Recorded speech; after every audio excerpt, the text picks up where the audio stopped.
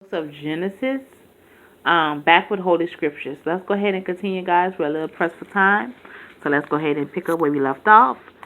We left off with God created Adam, and He placed him in the Garden of Eden, and he had a tree of good and bad. Now there was a river flowing out of Eden to the waters, the gardens, and formed there. It divided into four rivers. The name of the first it is encircling the entire land, where there is gold. The gold of the land is good. So God is also saying that that water was so beautiful that it looked like gold. Jehovah God took the man and settled him in the Garden of Eden to cultivate it and to take care of it. Jehovah God also gave this commandment to man: from every tree of the garden you may eat to satisfaction. But as for the tree of knowledge of good and bad, you must not eat from that. God told Adam to not eat from that tree. That tree was for good and for bad. It was filled with knowledge for him to know what is good and bad, but God did not want him to know. Because think about it, God, if God would want us to know that we were naked, or that we need money to survive, or we need to bury a loved one, or there are evil people on this earth, we need to go to church, we need to pray, we need to do this, we need to do that. Think about it, God. And we lived like that when we didn't know anything, and we enjoyed a perfect life eating apples. Don't you know we would have been alive? We would have lived forever. Our bodies would have been beautiful. There would have been no such thing as death. We would have been living a peaceful earth had Adam listened to God and not eat from the tree of good and bad. Move along, guys. The day you eat from it, you will certainly die. God told us that the day any man ate from that tree back in the day, um, the day you eat from it, you will certainly die. Let's go ahead on, guys. Open your Bibles to Genesis, the 18th chapter.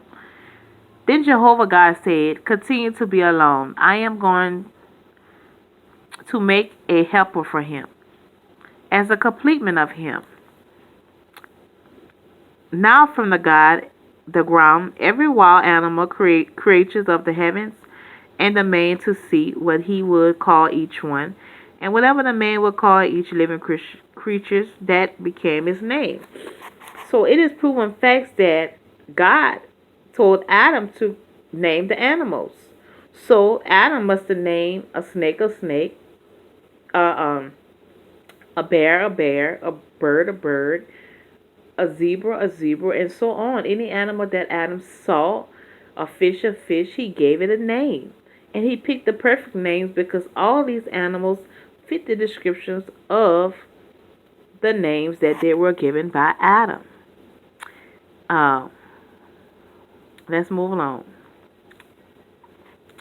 And so the man named all the domestic animals and the flying creatures of the heavens and every wild animal of the fields. But for man, there was no helper as a complement of him. So Jehovah God caused the man to fall into a deep sleep. And while he was sleeping, he took one of his ribs and he closed up the flesh over its place. And Jehovah God built the rib that he had taken from the man into a woman, and he brought her to the man. This is where Eve came along. While Adam was sleeping, God went ahead and he built Eve. Then the man said, this is the last bone of my bones and flesh of my flesh.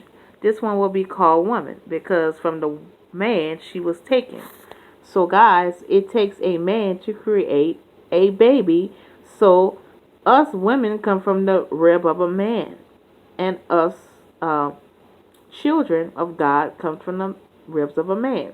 That's how a babies are formed when you have an intercourse. Let's move along. That's another topic.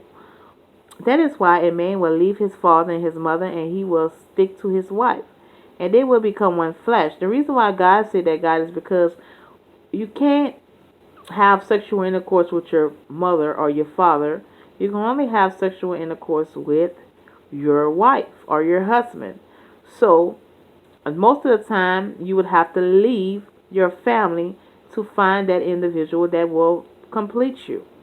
And both of them continued to be naked, the man and his wife, yet they were not ashamed. So, in the Bible, when God declared Adam and Eve married, because he considered him as his wife. So that's why we have a lot of cheating and a lot of deceitful lying and a lot of unfaithfulness, because people do not want to go back in the Bible days where God has said it's better to be married than burned. When you get married, you don't have to worry about diseases, you don't have to worry about STDs, you just have a normal, happy life. Let's go on. That is, I'm sorry, guys. Let's go on. Everybody, open your Bibles to Genesis, the third chapter. This is a very, very important chapter. I'll give you a few seconds. Now the serpent was the most cautious of all the wild animals of the field that Jehovah God has made. So it said to the woman, did God really say that? So the snake came in, the devil, Lucifer, and he said, did God really say that you must not eat from every tree of the garden? At this the woman said to the serpent, we may eat of the fruit of the of the tree of the garden. But God has said about the fruit of the tree that it is in the middle of the garden. So guys, here was Lucifer, the devil, came and said, did God tell you to eat from that tree?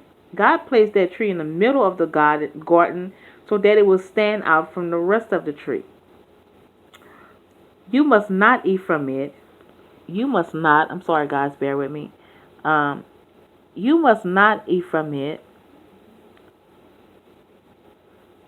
You must not touch it, otherwise you will die. I'm trying to set this where y'all can see this clearly. Okay. Touch it, or you will wisely you will die. At this the serpent said to the woman, you certainly will not die, for God knows that in the very day you eat from it, your eyes will be open and you will be like God, knowing good and bad. So guys, if Adam and Eve had not went in temptation and listened to the devil, we would not die. We would live forever. For God knows that in the very day you eat from it, your eyes will be open. He told them that God knew if they ate from that tree, their eyes would be open and they would know good and bad. The woman saw that the tree was good for food and that it was something desirable to the eyes. Yes, the tree was pleasant to look at. So God, this was a beautiful, beautiful tree with lots of apples on it. And out of all the trees in the garden, she chose that tree. So she began taking of its fruits and eating it.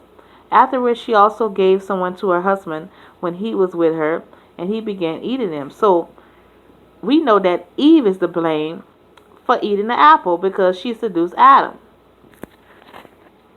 Let's move along.